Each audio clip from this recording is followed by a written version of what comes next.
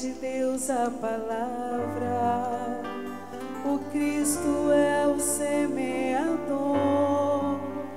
todo aquele que o encontra, vida eterna encontrou.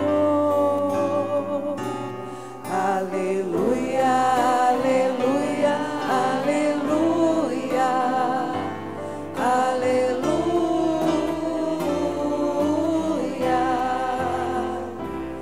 aleluia, aleluia, aleluia, aleluia.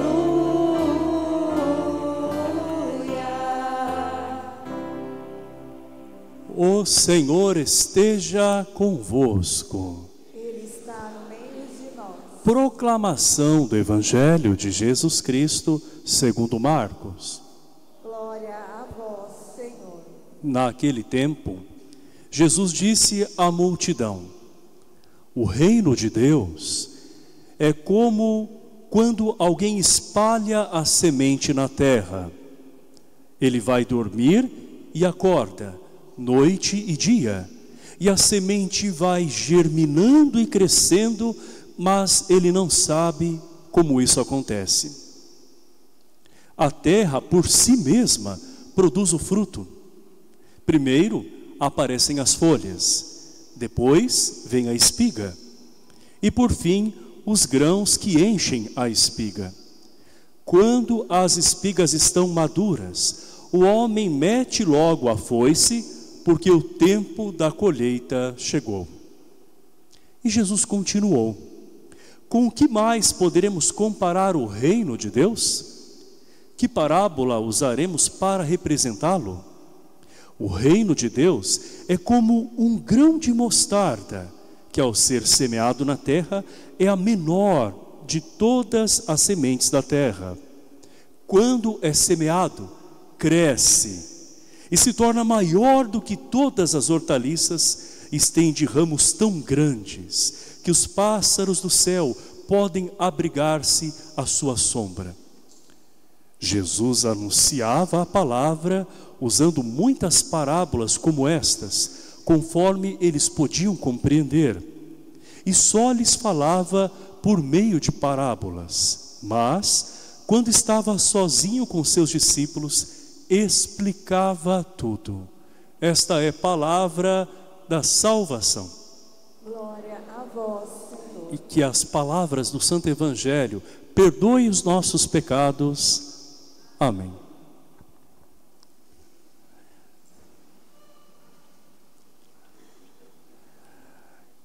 Em cada missa, nós temos a possibilidade de conhecer mais sobre a vida de Jesus, de permitir que o Espírito Santo haja ainda mais na igreja.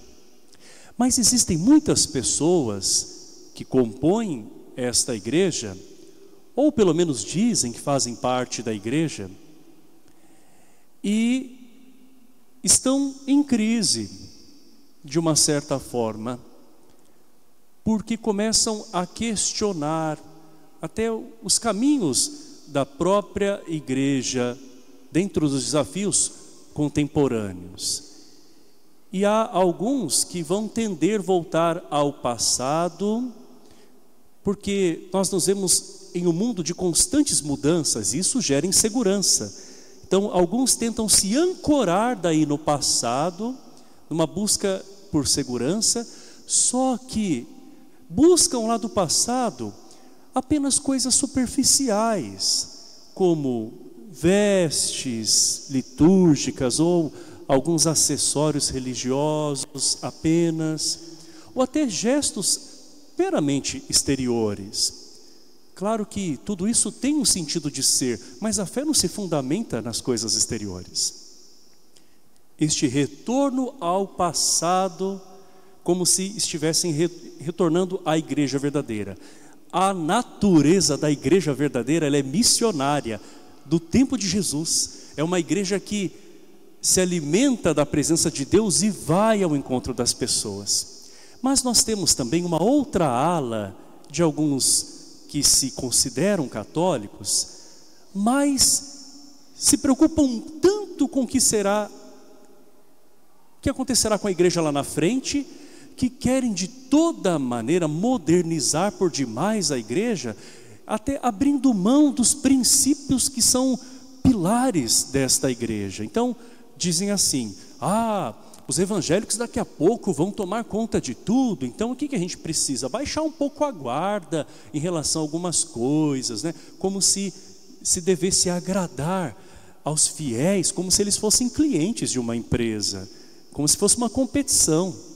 E daí as pessoas vão deixando à margem aquilo que é importante na fé, somente para ter uma igreja cheia e achar que isso é evangelização. É também uma crise. E é justamente nos momentos de crise das pessoas que estão na igreja que a palavra de Deus nos fala com mais força ainda, pelo próprio Espírito, que nos faz compreender o que Deus quer de nós, e também através dos seus pastores, aos quais foi dada esta autoridade de ensinar de acordo com a interpretação que o próprio Senhor comunicou.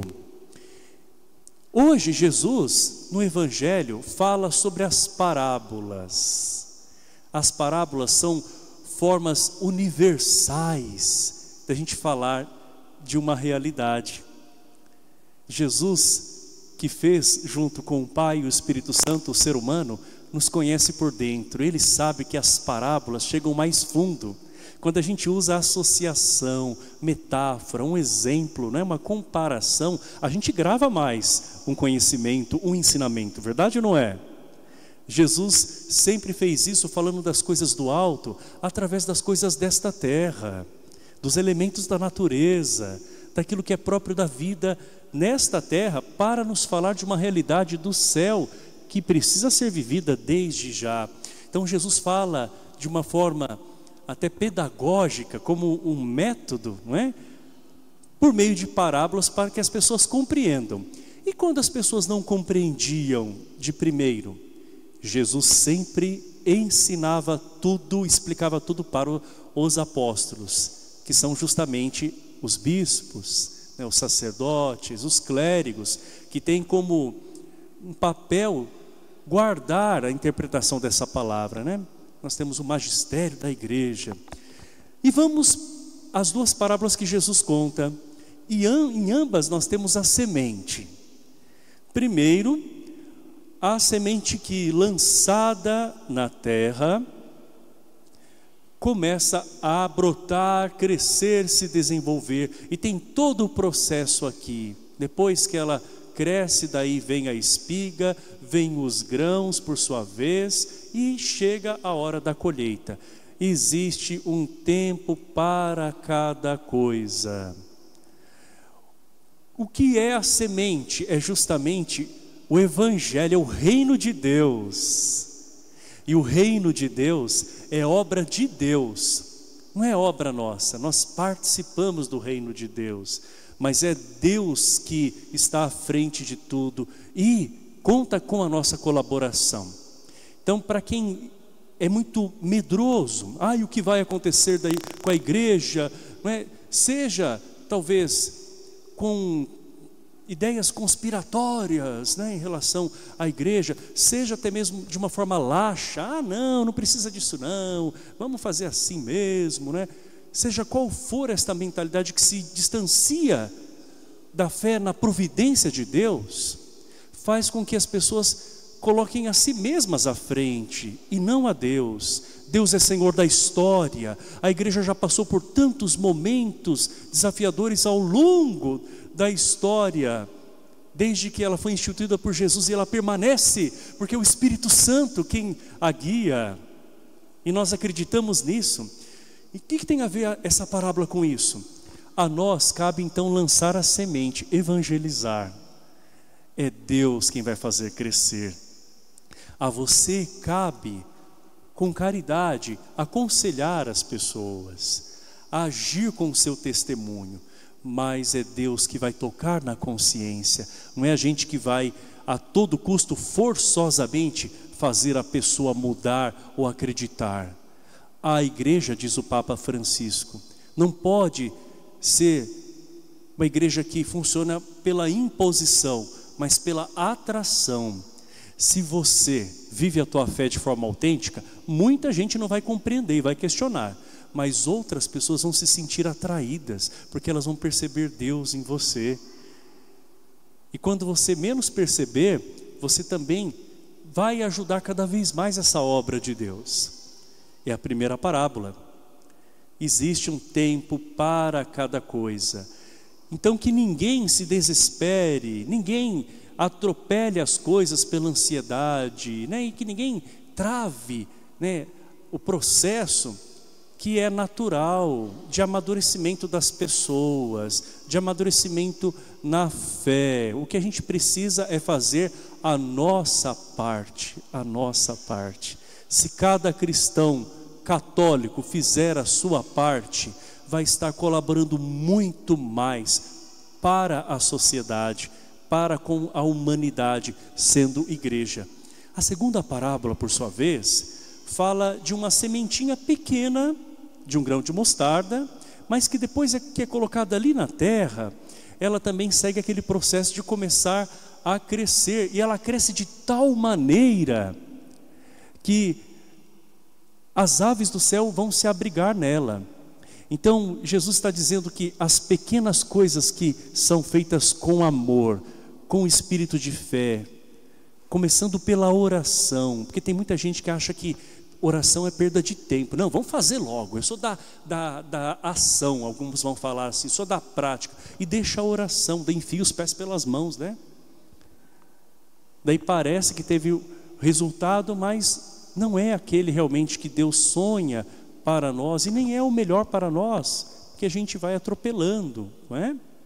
E tem outras pessoas também que às vezes vão segurando demais as coisas, não deixam Deus agir, e Deus realmente quer esse espaço para agir na nossa vida, porque às vezes aquilo que a gente imagina, que a gente idealiza, não é exatamente o propósito de Deus, que é infinitamente maior. Então a gente não pode colocar Deus numa caixinha, né, da nossa vontade, porque Deus, ele não se deixa prender, ele não se limita. A misericórdia e o amor de Deus são infinitamente maiores, né? Somos nós que precisamos sim nos deixar, né, formar por Deus e pelo Evangelho, para entender melhor tudo aquilo que Deus espera de nós, e a missão que Ele dá a nós, e que nós sempre ouvimos falar em cada domingo que nós estamos aqui. E se algo se repete na homilia, né, essa palavra que é dita tantas vezes, missão, é porque ela é importantíssima. Qual é o papel da igreja? É assumir a sua missão de levar o Evangelho para as pessoas, né? De viver realmente uma vida com Deus, de viver uma vida em que a fé e as atitudes andem de mãos dadas.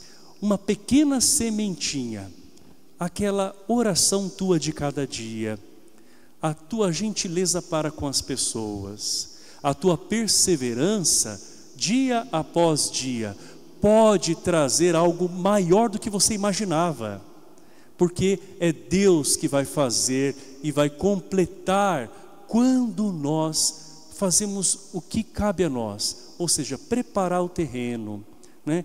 Deixar a semente cair, ou se não, lançar a semente, isto é, fazer o que o Senhor nos ordenou. Então às vezes você sente no teu coração de ir até tal pessoa, né, de fazer um gesto de caridade, de deixar uma palavra, mas o medo às vezes faz com que você se segure, não é?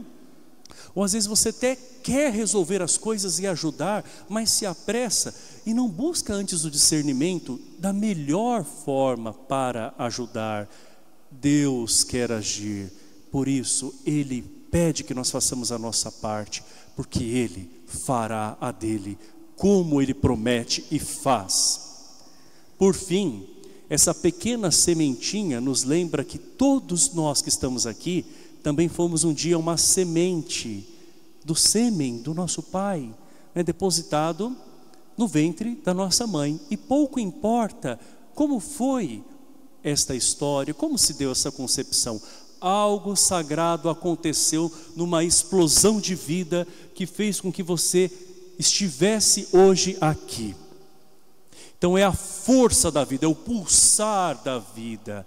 Quando a semente é colocada lá na terra, ela tem força por si só para crescer dentro da providência de Deus, não é?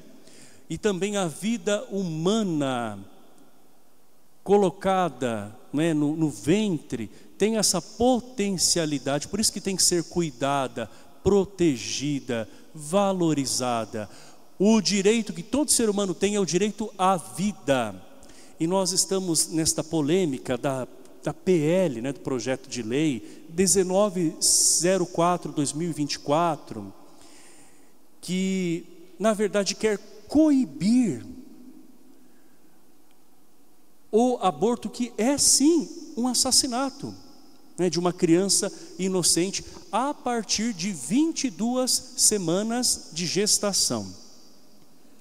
E a igreja se preocupa tanto com o bebê quanto com a mãe, e principalmente quando se trata de uma gravidez que aconteceu, infelizmente, de uma forma brutal por meio de um abuso, não é?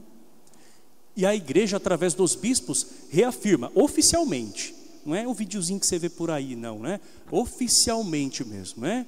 Que a pena aos estupradores deve ser realmente algo exemplar, mas a questão da criança e também da mulher devem ser vistas com a dignidade que a vida tem.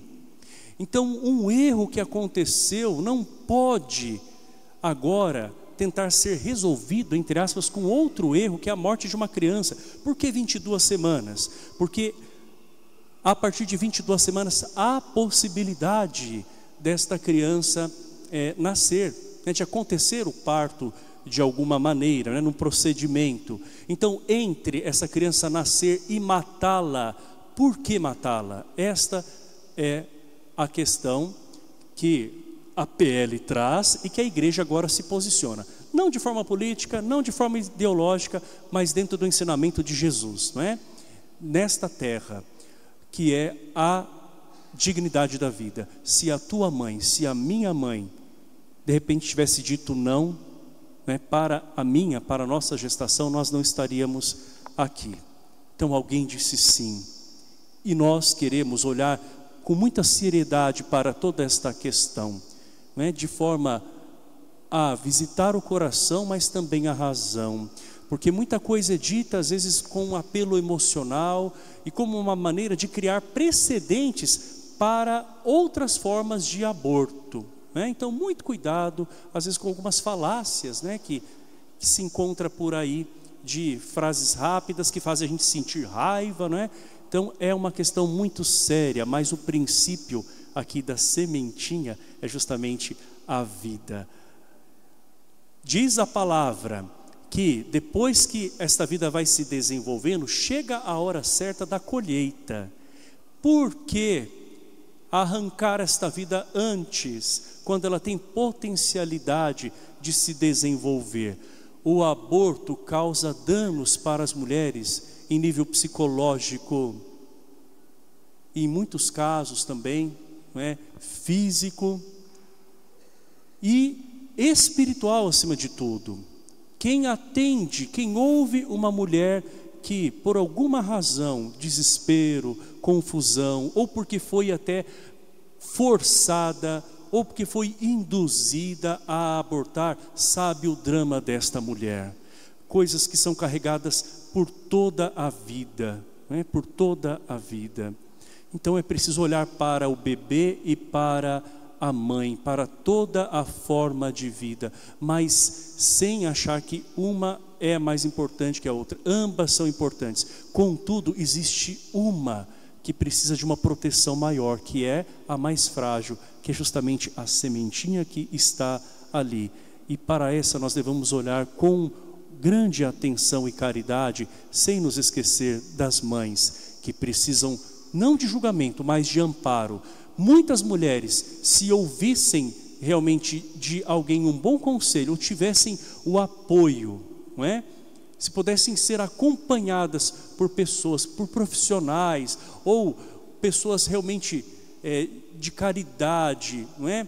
Que acolhessem a mulher, não com o julgamento, mas com o amor, poderiam mudar de ideia, sem dúvida nenhuma, em relação àquela vida que elas trouxeram. Só que as vozes que nós temos são outras.